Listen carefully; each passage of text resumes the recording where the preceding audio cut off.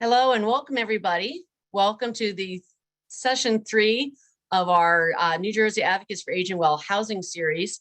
Today we're going to be talking about residential options for older adults in New Jersey. Our speakers are Harold Colton-Max from the Jewish Community Housing Corporation, Jimmy Tavormina from Springpoint Senior Living, Diane Riley from the Supporting Housing Association of New Jersey, and Carl Archer from Archer Brogan Law. So we're going to start today with Harold. Harold, would you like me to bring your face up or leave this on the screen, whichever you prefer? You can put my face up. Okay, well, go ahead. I even tried to comb my hair. Good afternoon, everybody, and thank you to Cathy and the New Jersey Advocates for Aging Well for inviting me to participate in this panel with the other distinguished speakers. I'm going to be talking about the different types of residential options that are available between those who are living at home and those who are living in nursing homes. So we're going to be covering independent living and assisted living, as well as memory care in an assisted living setting. Who am I? What is my organization? My name, again, is Harold Colton-Max. I'm the Chief Executive Officer of the Jewish Community Housing Corporation in Metropolitan, New Jersey. We're a nonprofit 501c3 organization that is dedicated to providing residential options for senior citizens 62 years or older in Morris and Essex County. We have developed 5 buildings with over 600 units of housing. We currently own, manage, and operate 4 of those buildings with over 450 units. I will start today by talking about independent living. Independent living at its most basic level is an apartment building like any other, or a home like any other. It has all of the usual features that you would expect in an apartment: bedroom, bathroom, kitchen, and the like. Independent living buildings serving senior citizens, which can be 55 years or older, 60 years or older, 62 years or older, tend to have other amenities, including certain in terms of apartment features. You might find grab bars, walk-in showers for those who are mobility challenged, or emergency response systems. So, for example, at the Jewish Community Housing Corporation's buildings, we give out a pendant which residents can activate if there is an emergency, and they will get an immediate response.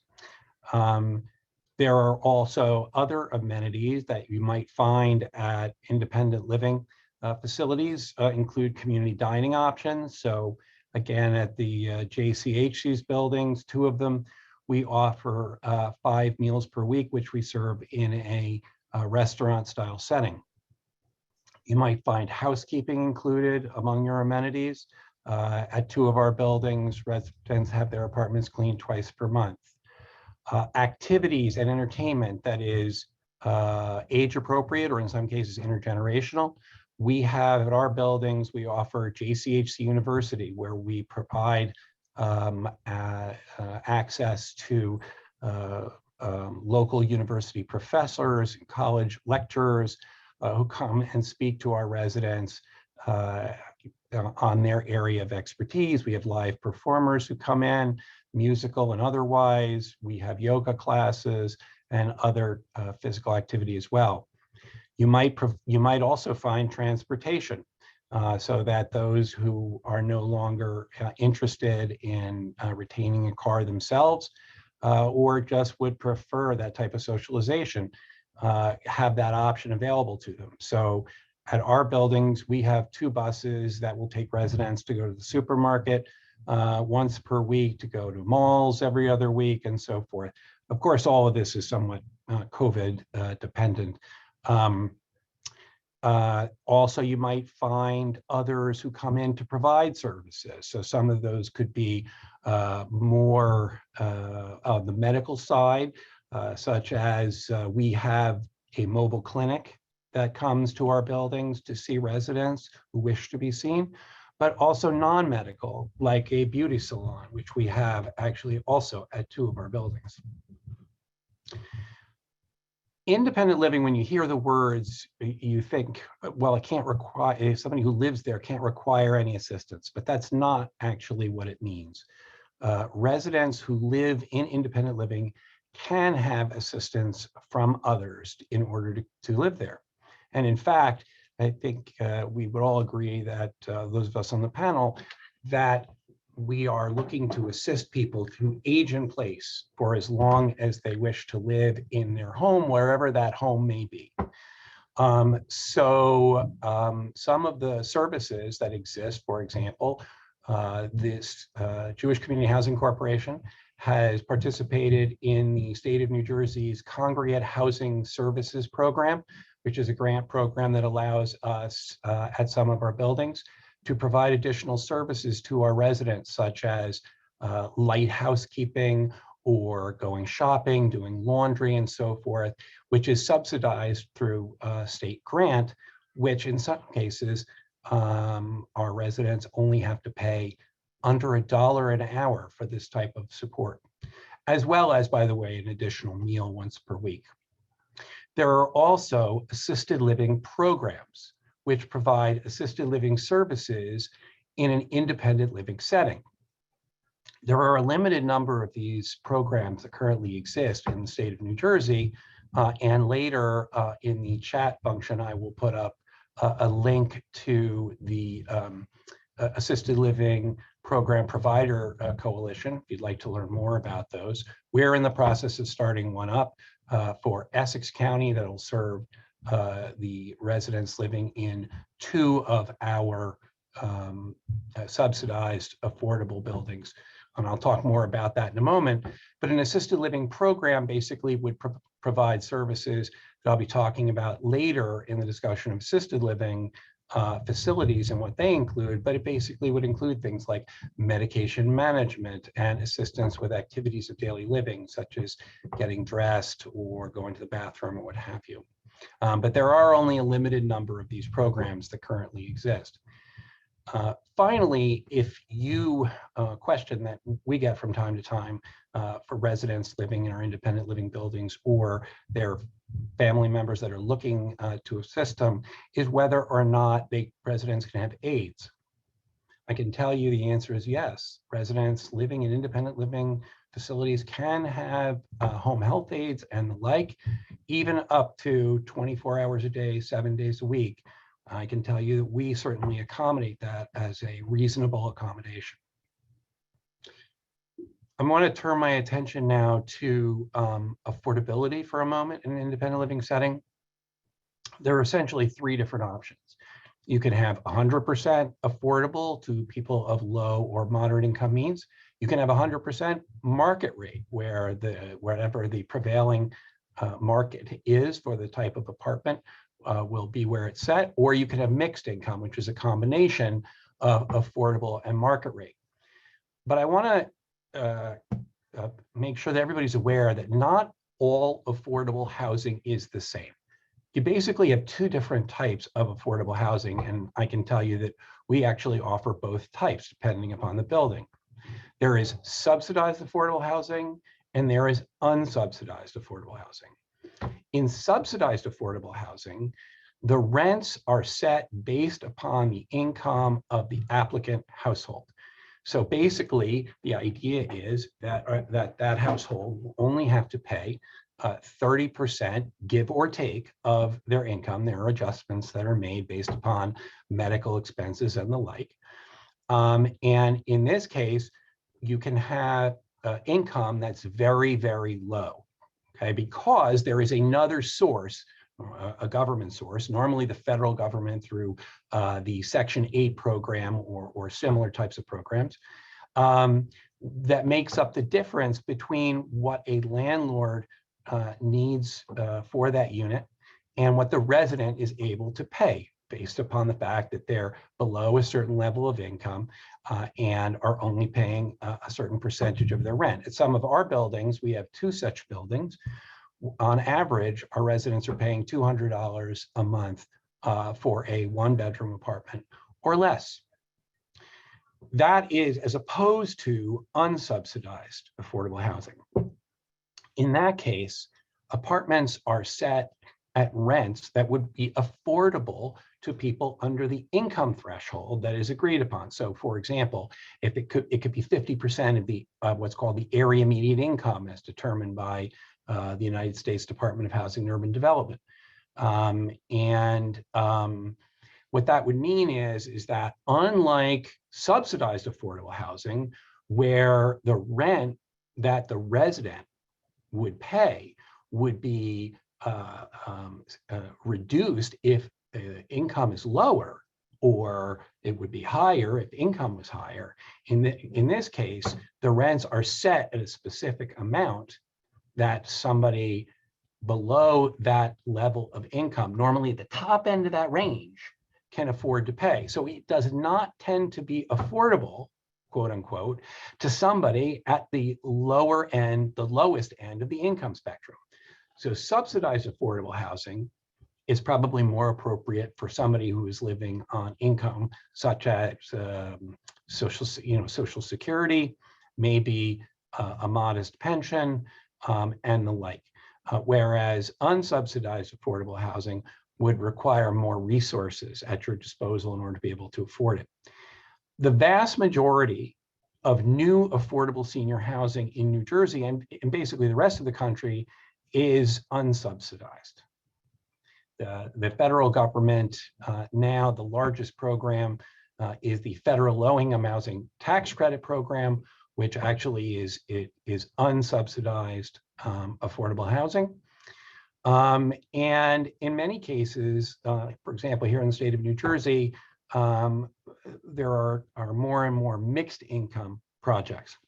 So normally a municipality that is participating, for example, and not wishing to get sued by potential developers will set up zoning to make it possible for affordable housing to be developed in their town. And in many cases, like I personally live in the township of South Orange Village, and I can tell you that there is a 20% set aside that is supposed to be in each building, which can also in part be met by payment into an affordable housing trust fund. So normally it ranges anywhere from 10 to 20%. So that really covers the question, or at least starts covering the question. Obviously, I'm only going to be talking for a short bit here, and I'm happy to answer questions later, both as a part of this webinar, and I would be happy to make myself available through Cathy or otherwise to anyone watching this webinar who has questions of their own. There are most of the settings that I'm referring to are in multifamily apartment buildings. The buildings that the Jewish Community Housing Corporation has range anywhere from 65 apartments up to 172. But there are other, let's say, more non-traditional options, some of which are now gaining more traction. So, for example, accessory dwelling units. Basically, an ADU is something that is built as a separate structure or dwelling unit in the backyard of a detached home on a single family lot. It can also be done by converting a garage or what have you. And there are certain municipalities that have now started with that practice. So you could have somebody who's living in their home, wishes that their parent would live in the same property with them, or for that matter, the other way around, and they can build this separate structure on their property, and people can move in there, maybe an elderly or a parent or grandparent. So I can tell you that in municipalities such as, I believe, Princeton, as well as Maplewood, among others, have started to implement those. Additionally, one other type of option which can exist, I don't know that there are any actually in the state of New Jersey right now, is co-housing. which is an intentional community of private homes generally clustered around a shared space. So you might see shared kitchens or dining areas, laundry, recreational spaces, and the like. So those are other non-traditional options that exist for senior housing. Moving on to assisted living. Assisted living is for those who want a higher level of care than independent living, but do not require a nursing home level of care. The apartments or the units tend to be smaller. They don't have kitchens. They might have a microwave or what have you. And of course, kitchens are not necessary because the facility provides, under the state of New Jersey regulations, an assisted living facility must provide all meals, including snacks. And they also have to offer assistance with activities of daily living that I alluded to earlier, mobility, bathing, getting dressed, and the like. And they also have to offer medication management. They can order the medication, they can provide the medication, they can administer the medication. To meet resident needs, most assisted living facilities, if not all, will have a medical suite on site with aides under the supervision of a registered nurse. There also must be a licensed administrator for the facility. And a medical suite can also, in addition to home health aides and the like, can also bring in outside medical professionals. So for example, at our assisted living facility, we have a physician who comes in once a week, a podiatrist who comes in regularly, a dentist who comes in regularly, as well as a physical and occupational therapy suite. In terms of affordability, most assisted living facilities and units tend to be market rate, which can be quite expensive. So for example, in our assisted living facility, market rate units, studios start at just over $5,000 and a one-time entrance fee to be paid upon move-in of $6,000. There are affordable options for assisted living in the state of New Jersey. And that's through Medicaid. The state of New Jersey did ask for a waiver from federal Medicaid regulations that allow Medicaid funds to be used for assisted living. And all buildings that opened after September of 2001 must have at least 10% of their population be Medicaid eligible. Those of you who may be interested, you would need to qualify both on income as well as medical need. You would need to require assistance with activities of daily living.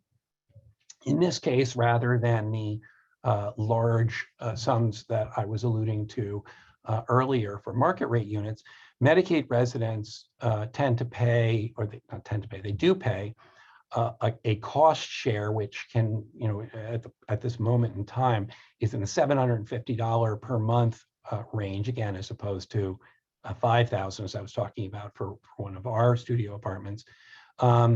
Perhaps plus the cost share if income is higher.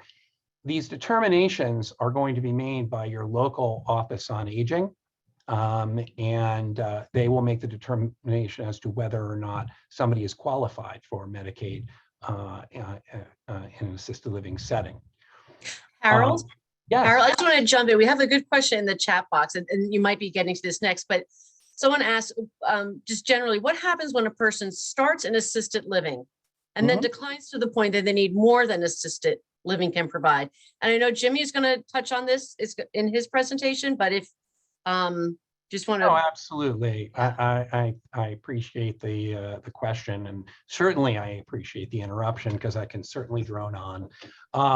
So what I will say is that there are regulations about what an assisted living facility is allowed to have, who they're allowed to have as residents. So there are certain types of residents that we're not allowed to take or to continue to have live in an assisted living facility.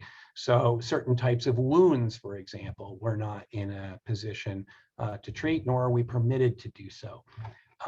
If you are living in a continuing care community, which, as you alluded to, Jim, you'll be talking about later, there will be a nursing home option on site. For those of us that don't offer that, the Jewish Community Housing Corporation does not have a nursing home option.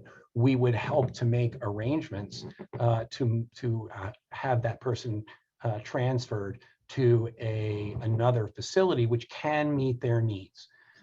So it really depends upon whether or not you're in a continuing care community or whether or not you are in a standalone assisted living facility, or at least one that does not have a nursing home option as well. Okay. Another question that came in is, someone asked, in the assisted living model, must the RN, must the nurse be on site? It is not necessary for a registered nurse to be on site, or even a licensed practical nurse to be on site at all times, but they must be available 24/7. So at all times, our wellness director, our registered nurse, is available in case there is need for medical advice of that type. Okay, thank you. Sure. I am wondering, we're coming at 4:20, so if you don't mind, I'm going to move on to Jimmy, but if you stay, there are a lot of questions coming in for you in the chat, if you can see them. Of course. And then I will try to respond to the questions that I see there. And I'll also put in, as I alluded to earlier, information about other resources. So, okay. And so one that did pop up is, if younger residents who has a medical disability, are they eligible for the subsidized assisted living options? I don't know if you have that answer, or is that something that Carl might get to later? I'm sorry, could you repeat the question? A younger resident who are on Medicare and have a medical disability, are they eligible for subsidized assisted living options? If they're a senior citizen and they qualify under the Medicaid program, then regulations for income and again for medical need as appropriate for assisted living facility, I would say the answer is yes. But if there are certain subsidized affordable housing options where you have people who are you have certain options where people are I'm sorry, I lost my train of thought there for a second. So I apologize. And again, no, it's probably better if we move on to our speaker. Okay, but if you take a look, there are many questions coming in for you in the chat. Thank you very much. And we will be getting back to Harold later. I am going to introduce you to Jimmy Tavormina from Springpoint, and I'm going to bring up his slides.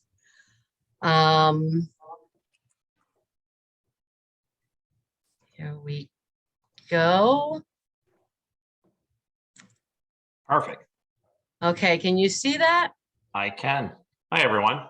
Terrific. Thanks. So in terms of not repeating a lot of what Harold had said already, because I think he covered a good piece of which of the care levels are defined and what they offer. I'll probably skip around just a bit or over some of the facts that I had in the slideshow, but I'm going to talk a little bit about the continuing care model. So again, my name is Jimmy Tavormina. I'm the Vice President of Sales at Springpoint. If you're familiar with our communities, we have a few spread out through New Jersey. If you go on the next slide, you'll see that we own and operate 29 senior living communities, 8 life plan communities, which were also known as continuing care retirement communities, 19 affordable housing communities, a standalone skilled nursing facility, and a soon to be open, hopefully any day the state calls us, for our standalone assisted living community. And kind of touching on before, we are a 501c3 nonprofit organization who provides senior housing in New Jersey and Delaware. We were formerly Presbyterian Homes of New Jersey, more recently since 2008, renamed to Springpoint. Some of our communities, if you are familiar, are Stonebridge at Montgomery, located right outside Princeton, Meadow Lakes in East Windsor, Monroe Village in Monroe, the Atrium at Navesink Harbor in Red Bank, Crestwood Manor in Whiting, the Oaks at Denville, Winchester Gardens, and right in Maplewood, where a few of our other panelists are located, as well as a community in Lewis, Delaware as well, the moorings at Lewis. So we also operate a home care company and a continuing care at home company called Springpoint Choice. On the next slide, I will define a little bit of what a life plan community is, formerly or still known as continuing care retirement communities. So in the state of New Jersey, continuing care retirement communities are regulated by the DCA, or the Department of Community Affairs, unlike some of the, unlike the assisted living and nursing home organizations and companies who are overseen by the Department of Health. So what is a life plan community? So a life plan community is, it's a standalone community that offers multiple levels of care, from independent living, assisted living, memory care, skilled nursing, and rehabilitation as well as a part of the skilled nursing component. There are a lot of amenities that are included that Harold touched on a little earlier, to have a maintenance-free lifestyle, which dining, wellness programs, residential, social, cultural activities, and more. And to touch on also a little earlier, we talked about having a true continuum of care. So as a resident of a life care or life plan community or CCRC, you have the peace of mind knowing that if your health changes or your needs change, and you need a different level of support, that is available to you all under one roof. So, the next point is, what levels of care are offered? So it depends on your life plan community. Not all have all 4 or 5 mentioned, but they all have support in place. And a lot of it will determine, or, it depends on the contract that you buy as well as part of moving into a CCRC. So, those levels of care, again, are independent living, assisted living, memory care, skilled nursing, and rehabilitation as well. And understanding the benefits of each contract. So as part of, continuing care retirement communities or a life plan resident, you will choose a contract which best suits your needs. So, depending on the community, we have type A contracts, B, C, modified Z and B, and type D. So just plainly, our type A contracts are life care contracts or a life care agreement. And what those are is, when you move in and you pay your entrance fee up front, if you are a life care resident and you qualify for it, your costs remain fixed throughout your stay, no matter what level of care you're in.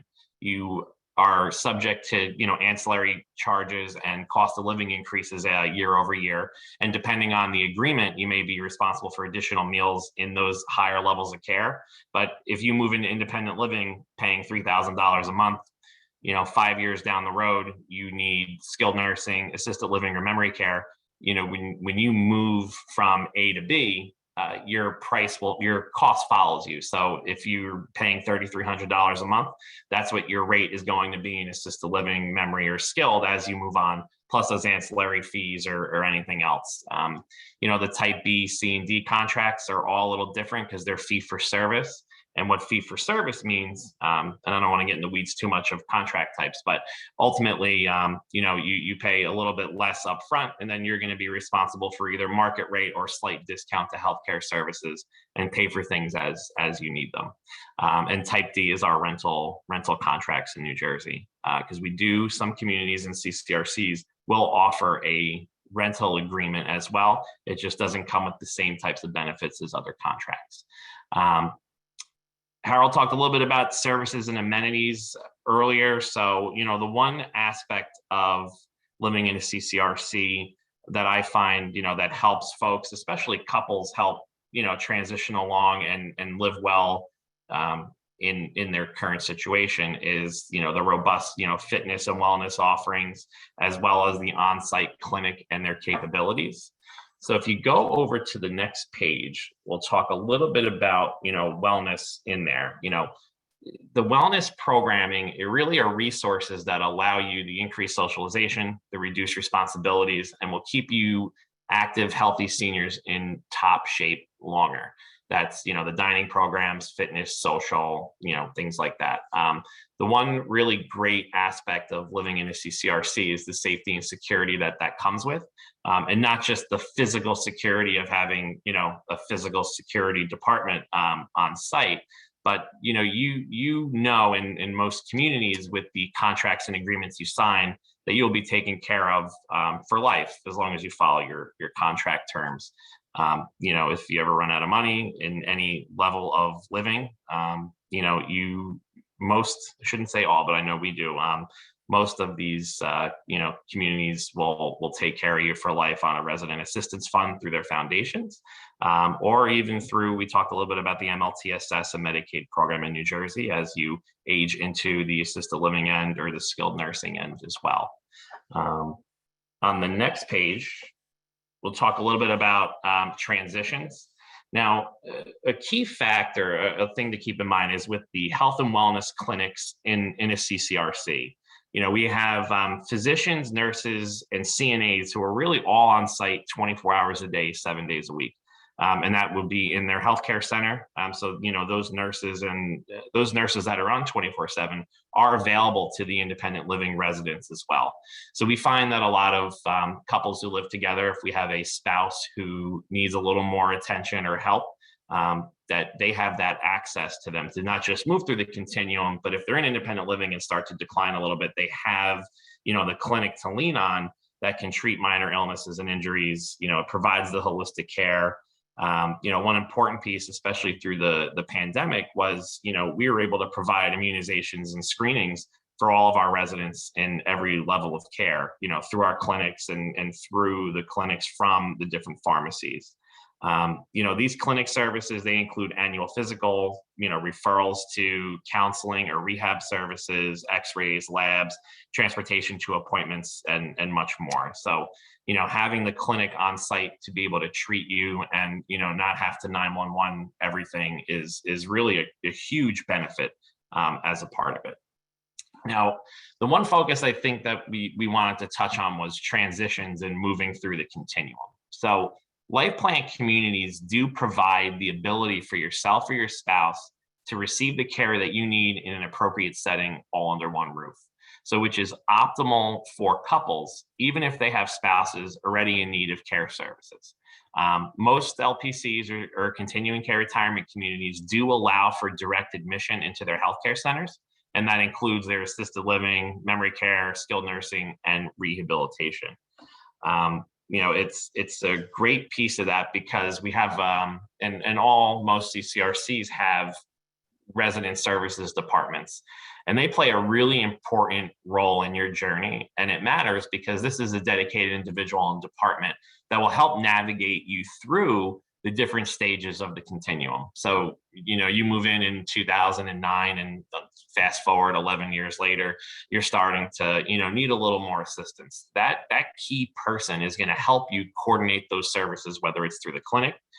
If you want to remain in your apartment longer and you need a little, home care services, they'll provide that to you as well in your independent living unit. And same thing if you or your spouse, need a little more and it's starting to be taxing on yourself to care for your spouse. Your spouse can move throughout the continuum or yourself to those other higher levels of care while you stay in place. So, you don't have to worry about, being home and going to whichever facility, however far it is, depending on weather and if you're able to drive. Being under one roof, you're able to kind of go through the different units and areas in the community, which is fantastic. And those resident services directors, being able to help you transition and helping your spouse understand those options and resources available to you is really great. And it's kind of that one-stop shopping for you that everything's really located under one roof. When we, outside of the care piece, when we talk about amenities and services, on the independent living side, you are contracted to have specific amount of meals per month, or you actually can, depending on flexible dining plans, you could be assigned points. So there are multiple restaurants and dining options for you available in a lot of these communities where you're not kind of stuck with one choice. You have grab and go options, more formal and more casual options available to you as well.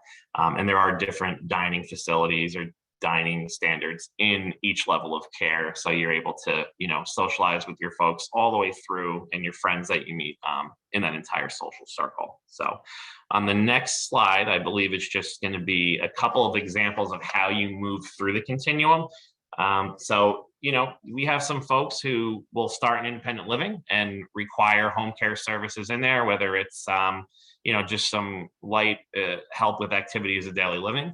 You can coordinate medication management through the clinic as well. A lot of the most popular transition is moving from independent living to assisted living, and independent living to rehabilitation. We have a lot of folks who have surgery, if there's any fall or anything where they require a subacute rehab stay. A lot of our independent living residents will be in their unit, go through their procedure in the hospital, and then come back to us under their own roof to do their rehabilitation stay, and then move back to their independent living residence when they are ready.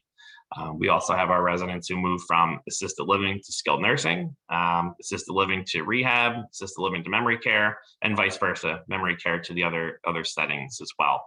A benefit to being a life plan or life care resident, or life plan resident, I'm sorry, is the fact that you have restorative days that you're able to use. So if you did your skilled nursing stay or your rehab stay post-surgery and you still weren't quite ready to move back into your independent living setting, you can use your days that are in your contract as restorative days to stay in the skilled nursing center and rehab maybe 4 or 5 more days if that's something that you wanted to do, just to get a little stronger and build that confidence. Because those of you who have went through, transitioning from rehab back home or from the hospital rehab, you don't really get much time to plan for that when the insurance tells you the time is up. So with that, I'll answer any questions that come through the chat, or if I misspoken on anything, somebody can let me know as well.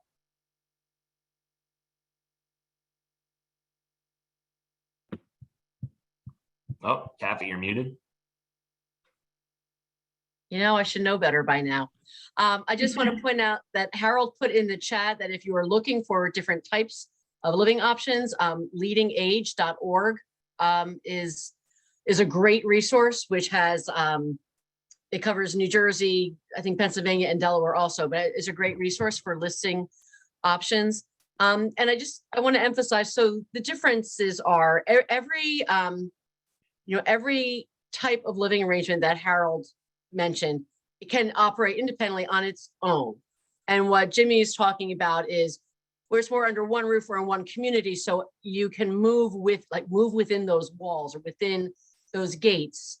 And some of the questions that came up, especially important, are when couples have different needs. Yes. So there's a life plan. Although in independent living, like where Harold started out with the independent, you can bring in that help and you can bring in that assistance, but at a point where those needs really start to vary, that's something where the life plan community can really help a couple with those needs. Right. I think what's important for spouses that have different needs is, you have that ability to provide the care for your husband or wife or partner in that space, within the big walls of the continuum, where you can live independently in your current setting and your spouse can live, down the hall in the assisted living where you can visit frequently, or you can have those services, in your own apartment to help you kind of transition through until, as Cathy said, they get a little, the needs become more where, institutional setting is more appropriate. Okay. Thank you. You're welcome. And I appreciate Carl and Harold and everybody with the answers, the questions and answers you're taking in the chat. Thank you very much. So now we are going to move on to Diane Riley. Sorry, let me get on your first screen there. And Diane is going to talk to us about supportive housing, what that means and what the options are in New Jersey. Thanks very much. I'm really enjoying the speakers, so I'll try to kind of play off of what they've said to to enhance some of this. Supportive housing, and you can go to the next slide. We're an organization that's a nonprofit statewide trade association, essentially, and we work with providers of supportive housing that could be developers who develop affordable housing and supportive housing, or service providers, and people of varying needs. So the supportive housing model is a model that believes that people can live independently as they can in living arrangements of their choice independently with the right kinds of services.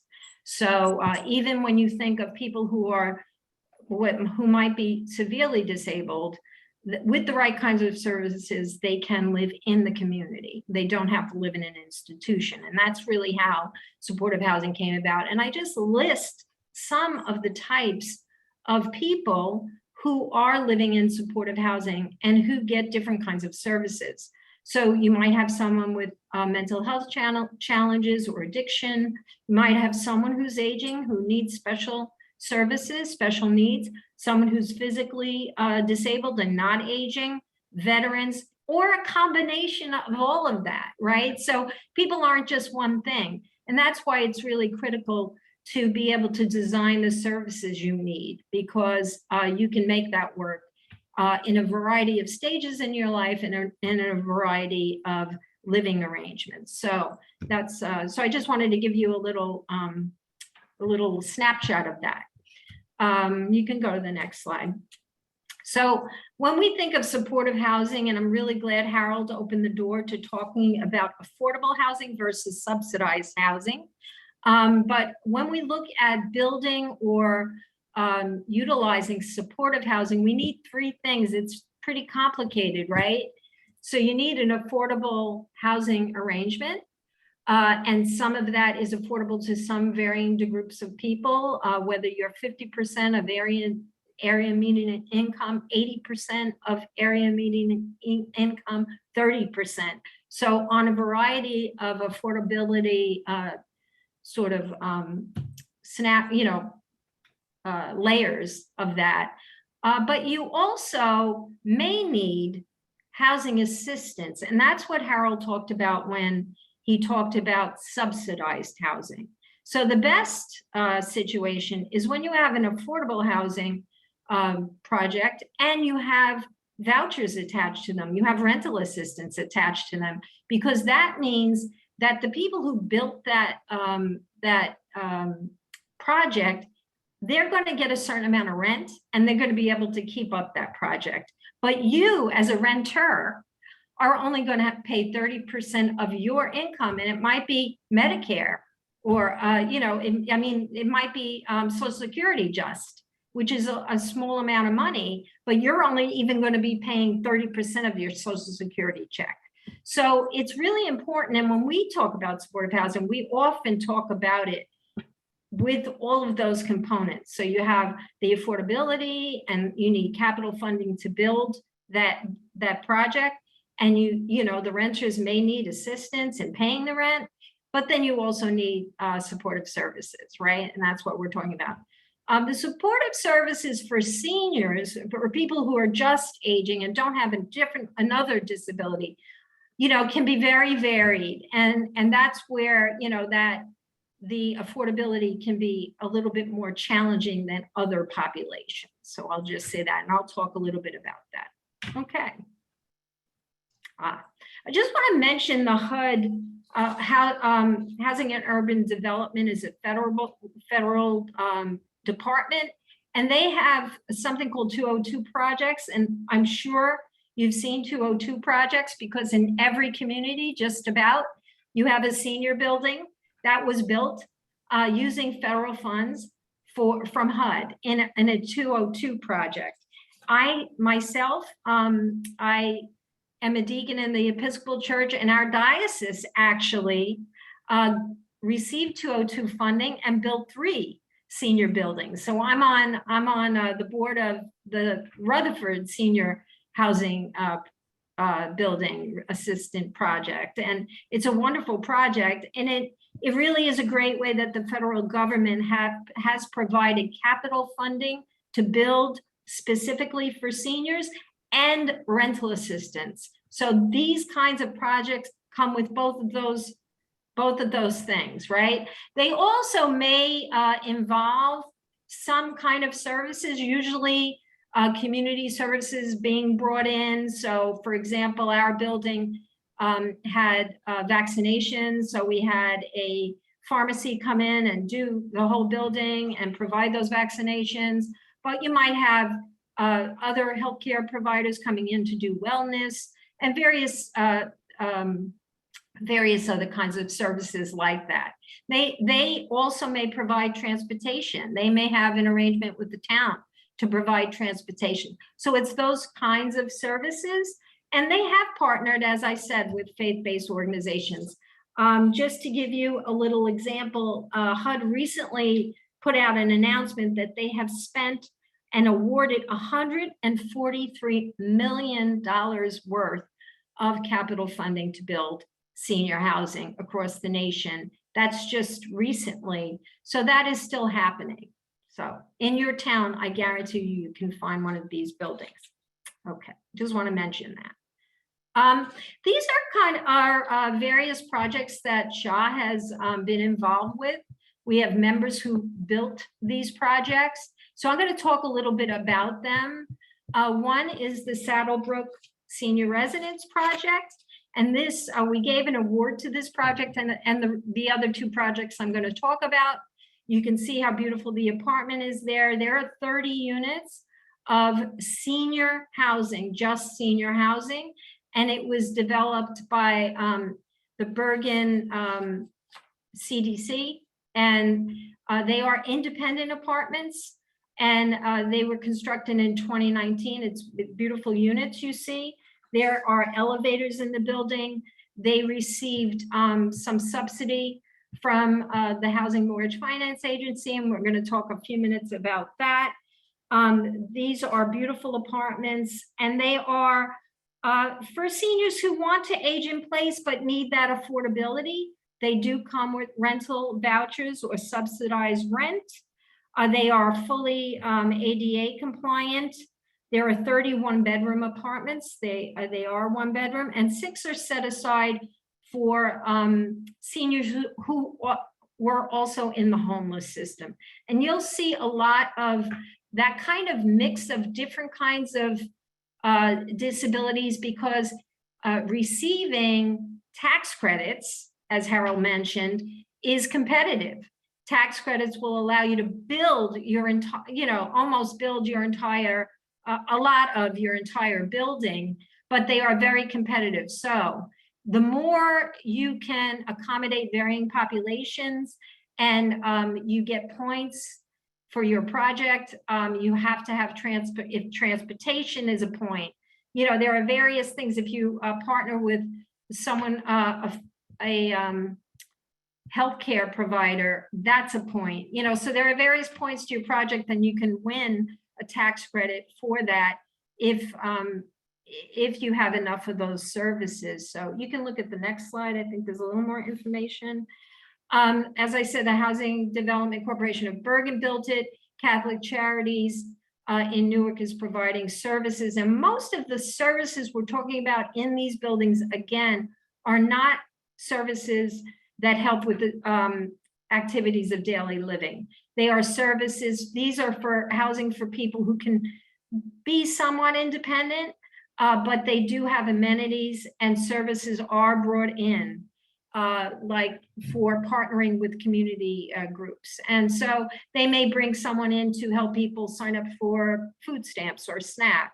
They may bring someone in to help with some healthcare and wellness needs from the community. And those are well done. And these developers do a good job with that. I want to say one thing about the tax credits, though, and that is that there are several different what they would call groups that you can get for tax credits. The affordability, just straight affordability group, it's true they don't always come with subsidized rents, But the senior round, there's a special senior round for tax credits, and they do come. They all must come with that subsidy. There's also a special needs round. And so you often will see this mix of different kinds of disability because you get more points if you can serve a variety of people. So, and this is a beautiful, beautiful building.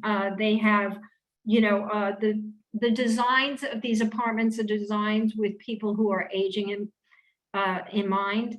They have bathrooms that are accessible. They have elevators. They have often larger, you know, in case you needed a wheelchair, they have larger doorways and just really beautifully designed. So this is Saddlebrook. Okay. St. Paul's the Apostle Supportive Housing Project is in Edison. If you can kind of see it, it's quite large. This is 42 units. 41 are 1-bedroom and 1 is a 2-bedroom apartment.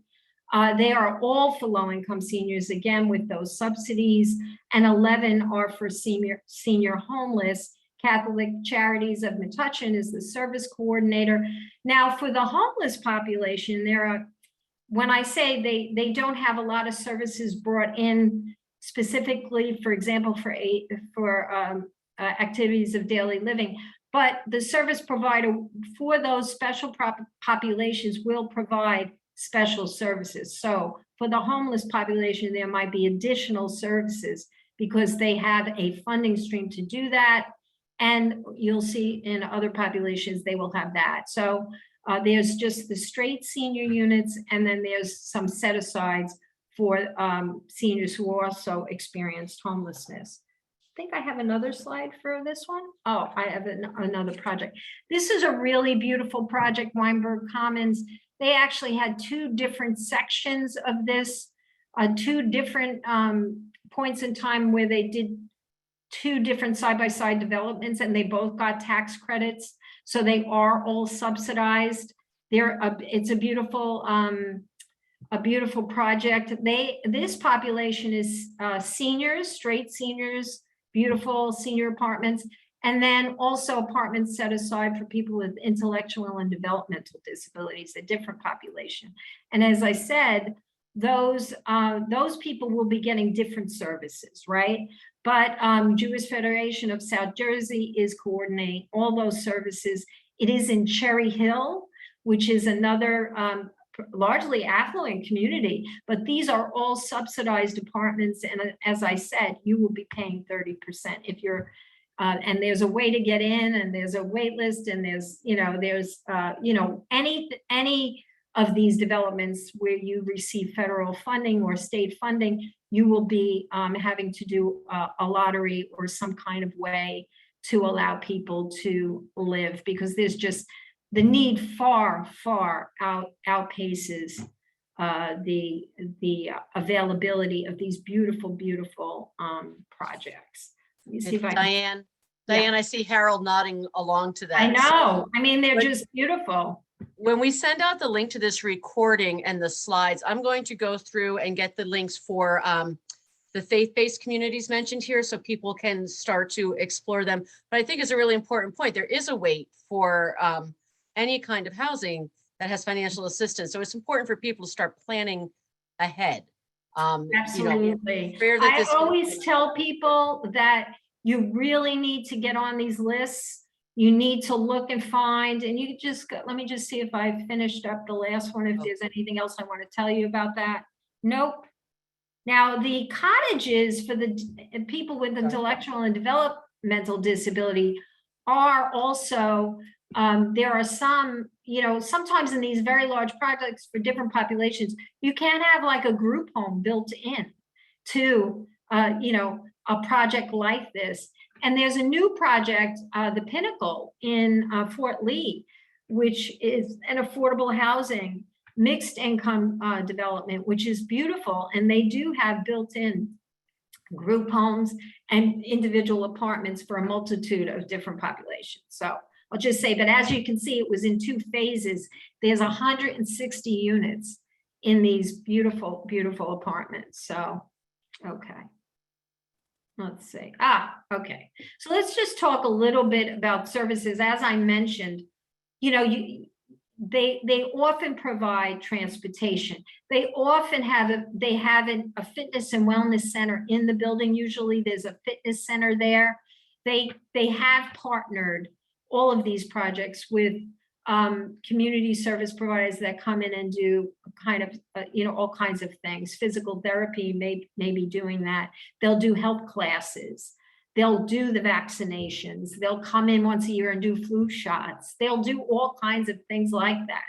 But they don't provide, in general, most of these independent living supportive housing help with ADLs. That doesn't mean you can't also sign up for another kind of service that does. And just like you're living at home and you want to age in place, you can sign up for certain things. There's also some additional things that are available for these kinds of projects. I think I'm going to go, well, let's go to the next one. So so we mentioned, and I think it was Harold and maybe James mentioned MLTSS, or home and community-based services. And that's Medicaid doesn't want people in institutions. They don't want people in nursing homes, in that kind of setting. If they can help it, they would like to keep you independent.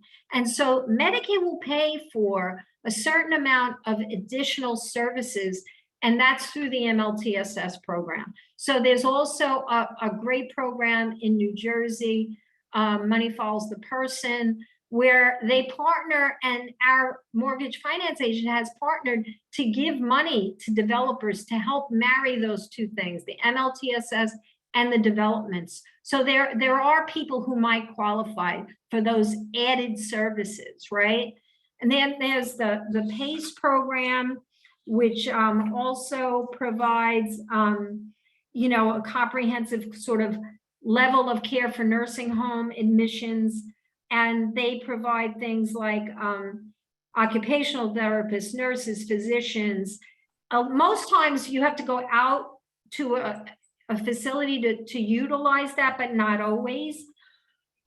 You sometimes can have that brought to you. Some are provided in the home. And in this case, your home might be one of these developments, right?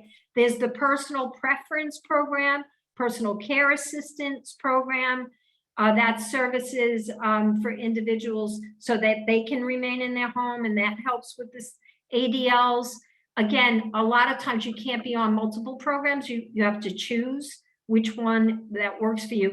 And then we do have a great program, this New Jersey Assisted Living Program. And I think one of you kind of alluded to that. It was in the chat. So I actually have a slide on that, because I think this is not as known as most people. I certainly didn't know about it until about 6 months ago. So this works where they have providers who will come into a building, assisted service provider person who will come in and help with someone's ADLs. Now, this doesn't work unless there is an economy of scale. So one of these, I have a list of the agencies that provide it, but unless you have a certain number of people in that building signing up for this service, it doesn't pay for them to do it. They can't make that work because Medicaid pays a very low reimbursement rate, right?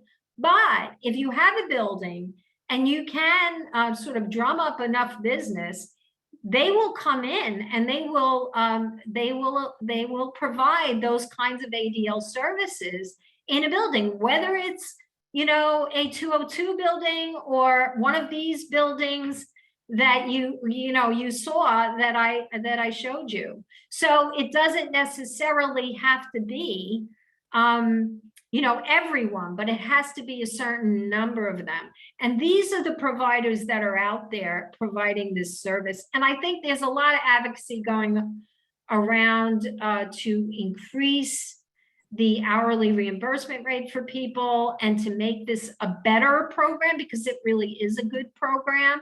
It's just not easy to make work. So I give these providers a lot of credit. because they really try to make it work for people.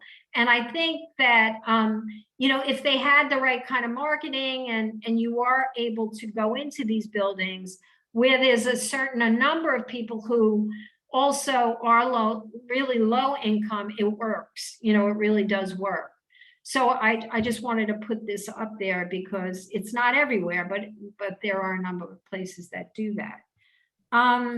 Diane, that is something that we are involved in at NJAAW and want to bring more of this to the state because it is valuable. It's very cost effective, and it's needed. So hopefully next year this time we will have an increase in the providers. I hope so. We're working hard on that. And I also just want to mention the SIL program just for a minute, because all those projects that got tax credits, if they participate, our Housing Mortgage Finance Agency will give training to providers and coordinators.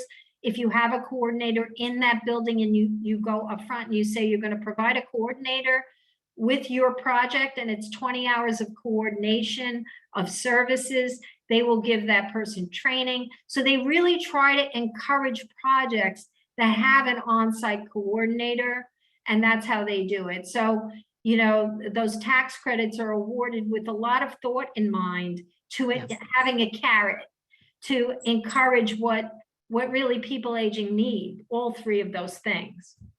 Yeah, thank you. And I want to, I have seen the chats. There was some very busy answering. I really seen the chats. Okay. So last but not least is Carl Archer, who is going to talk about the financing behind a lot of this. You know, if financing was not a problem, people could hire the help and whatever they need in their home, alter their home, but that's not a realistic option for most people.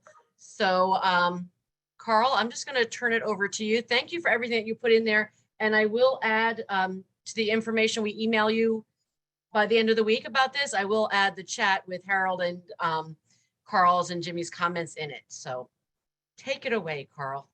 Okay, so it is my job, near as I could tell, to grossly generalize about payment sources for however long you'll put up with it, basically. So I'm probably not going to be paying attention to the chat simply because I can't do both of them at the same time. And if you have questions that go beyond the time that we have and somebody doesn't get to your questions, I threw my contact information into the chat. Please call, please email, easier. I get back to emails. I will help you with anything you need regarding questions that you have.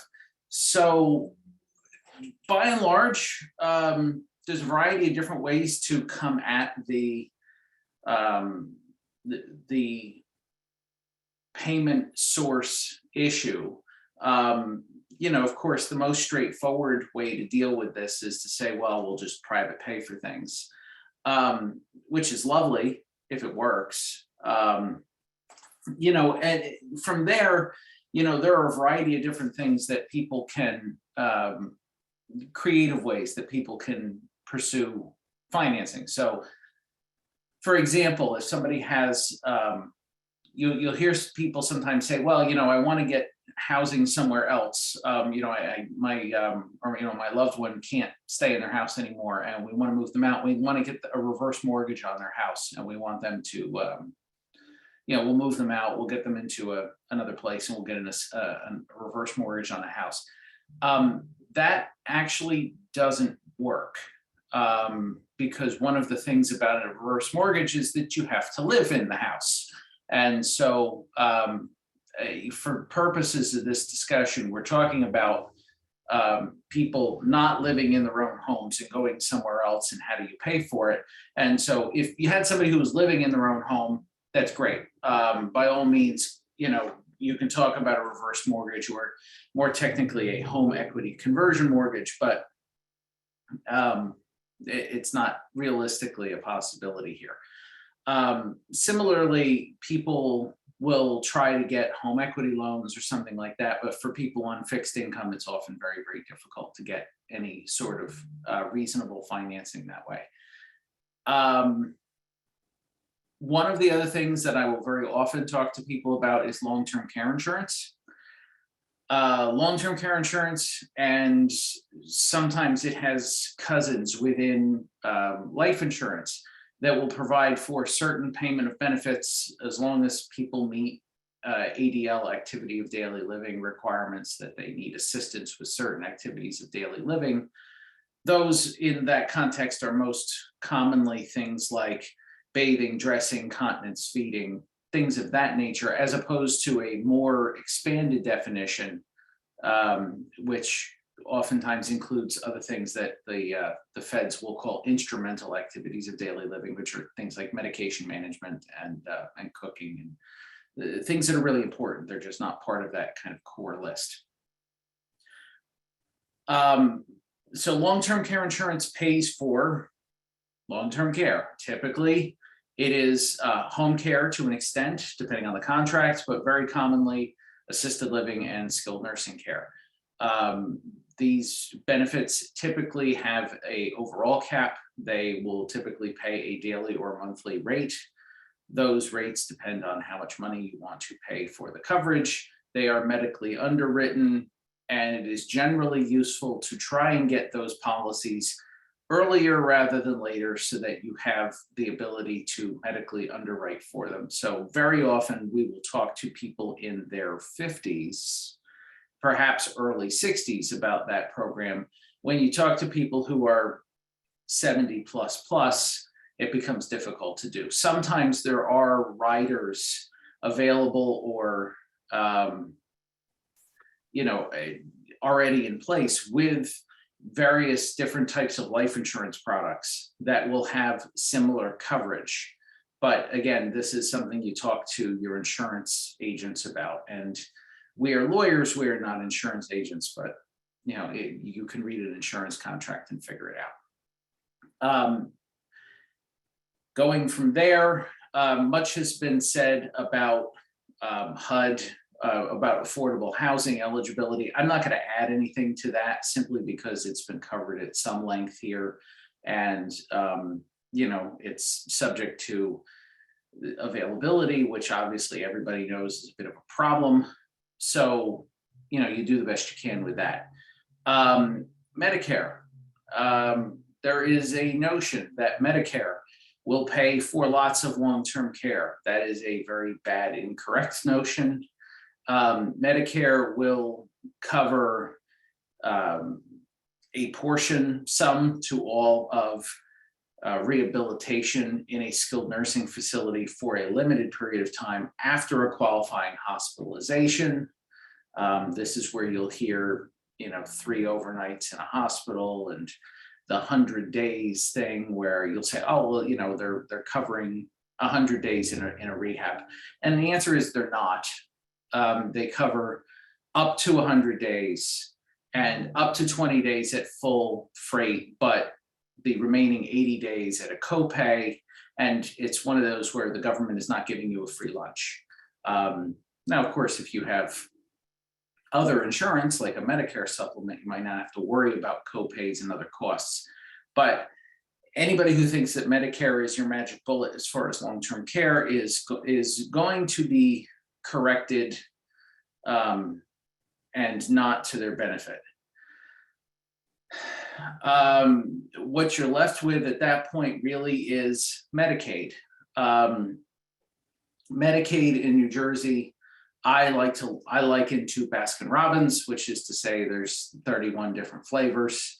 I have also heard, I've heard people like the current executive director for Disability Rights New Jersey refer to it as a program that has many doors, which I think actually is very nice. As that's a nice way to look at it too. But the idea is that there are a lot of different ways to become eligible for the program for Medicaid, and there's a lot of different things that Medicaid will cover. So, Diana made reference to personal preference. She had made reference to money follows the person, which in New Jersey is styled as I choose home, specifically to move people out of skilled nursing environments into more home-based environments. There's PACE programs. These are all Medicaid programs. They're all Medicaid waiver programs of one variety or another. And that's wonderful. But, most people who are looking for Medicaid are doing so in the context of assisted living or skilled nursing facilities. There's also home and community-based care, which is another show. I will get to that maybe if we want to at some point. We're just not going to do it right now. Assisted living, you can get Medicaid in an assisted living, which is awesome because in a lot of other states, which is to say Pennsylvania, great example, doesn't exist. Can't get assisted living at all under any circumstances in Pennsylvania. In New Jersey, you can do it, but as Harold had said, the buildings, it's at this point most buildings, but any assisted living with a license after September 1 of 2001 has to put about 10% of its beds aside for Medicaid recipients. They will tell people as a general matter that that is their cap, where in fact it is the state floor. So much of assisted living is marketing. We provide certain levels of care. Well, you can. What the license says and what people say they offer oftentimes are different. We have a cap on Medicaid beds. There's a floor on Medicaid beds. Suspiciously, they are the same. Also, somewhat marketing talk.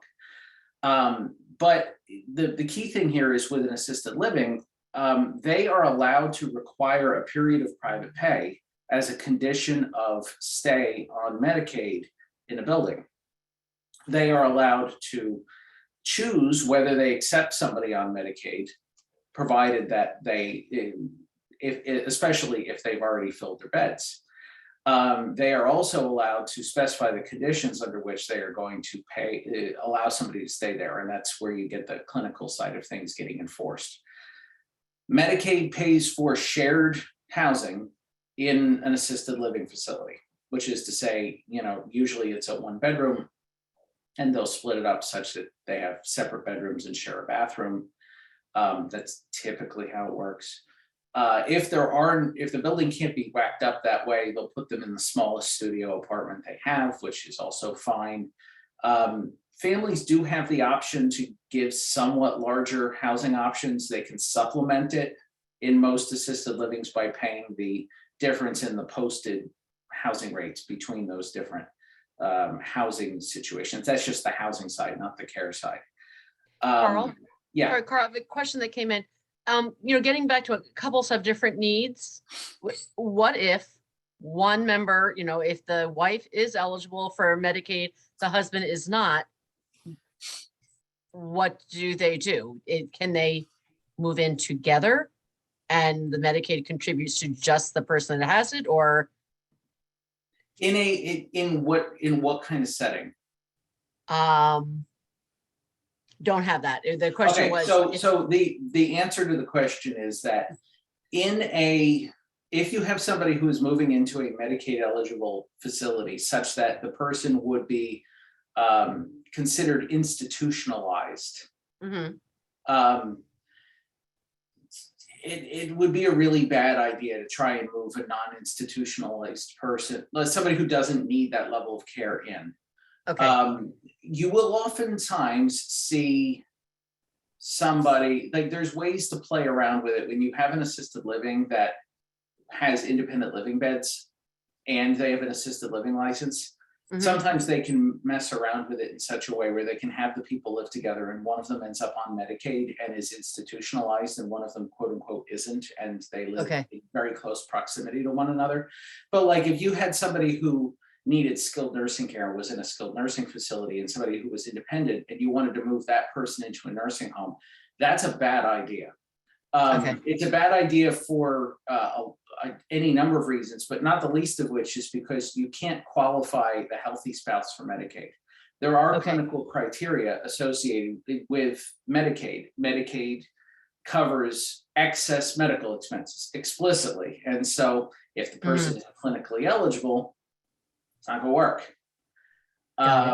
So, when you have a situation where you have healthy spouse, sick spouse, and healthy spouse wants to stay with sick spouse, you're hoping it's within an assisted living context, and the finances, and especially any kind of asset planning or asset considerations, become very tricky because you don't want to be in a position where you run out of money for the healthy spouse.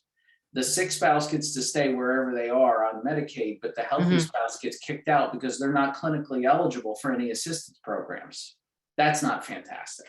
So that situation does get tricky. Okay, thanks. Okay. Yes, Harold is taking me to task for defaming potentially assisted living. I'm joking, by the way.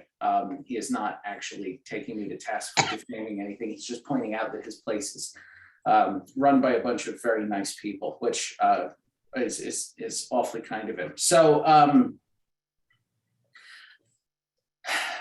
nursing homes, as opposed to assisted living, where I had said you need a certain period of private pay. Generally, these are gross generalizations. If you can tell me you find something that contradicts what I'm saying, I'm not surprised, because I'm trying to blow through this very, very quickly. But generally, assisted livings are looking at something like 2 years of private pay before they're willing to let somebody stay there on Medicaid. Generally. There is, there's an hour to talk about just there, but we're just not going to do it. And they're allowed to do that. Federal and state regs let them get away with that. By contrast, in a skilled nursing facility, so licensed by the state of New Jersey, it is a violation of federal and state regulations to require a period of private pay as a condition of admission or continued stay into a skilled nursing facility. If that sounds like a regulation, it might be because Archer has memorized the regulation, because he has to yell at facilities all the time about same. If you have a nursing home that asks too many questions about finances, and sometimes you'll get facilities who will explicitly say, well, we really only want to take somebody who has a year's worth of private pay. You have to politely tell them that if they'd like to put that in writing, that you'll let the Department of Health know. It's not a way to make friends as a lawyer, but it happens to be true. And so you just have to be careful. All right. If you have somebody who, and this is why very often what you end up with is a little bit of advanced planning goes a long way. If you have somebody who has some money might be enough to get you into an assisted living for a little while. If you sell a house. And people don't want to sell their houses because they want to live at home, and that's fine. But if they are at home and their care level exceeds their income, and they get rid of all of their resources, and they can't use their house anymore because the mortgage goes away, or they've tapped out their lines of credit or the reverse mortgage or what have you, and they're forced to sell the house, they may not have enough money for an assisted living, and their only care choice may be the most restrictive setting we have, which is to say skilled nursing. And I have yet to meet the person who says, ooh, goody, I get to go to a nursing home. It doesn't happen. So we end up telling people, I understand you don't necessarily want to move out of your house, but planning and thinking about these things in advance can allow us to give you a nice solid middle ground, as opposed to let's just bury our head in the sand and really hope this works out, because if it doesn't work out, we've got problems. So, the thing about government programs generally, and all of us who are involved with healthcare certainly know that the government plays a very extensive role in that, is that government financing comes with conditions.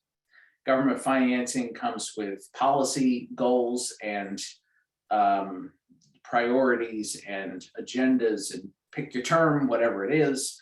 But the bottom line is that if you want nursing home care, or you want care that is sponsored by the government, you kind of have to fit within the confines of their program. And sometimes you can't have it exactly the way you want it unless you do some planning in advance. And so you just have to be very careful about how it is that you are going to accomplish that. And the only way to make sure that you avoid that is to just pay out of pocket for everything, or to have lots of long-term care insurance. Or you have long-term, or what your alternative is you have long-term care insurance for the middle class, which is also known as Medicaid. as that's what I will often refer to it as. So I believe I've done 15 minutes or so of gross generalizations and probably said 5 things that are arguably wrong, but I did the best I could. So Thank you. I would encourage people to email me and tell me about all the things that I said wrong while I flew through that. But I appreciate your sufferance in the meantime. No, thank you. And I want to thank, yeah, we are coming up, it's approaching 5:30 soon. I appreciate everybody that stuck with us. I know a lot of people had to leave because they had to actually leave work. But I think that, you know, what you all highlighted is something that's very important is all of this takes planning in advance. Financial planning, finding out what your options are, getting on lists beforehand, because none of this can be done suddenly without a lot of funds. And if you had enough to privately pay for all of your long-term living needs, you probably would not be on this webinar right now. So I want to thank everybody. It was a very active chat. I will include that so everybody can follow up. There are a lot of good links in there.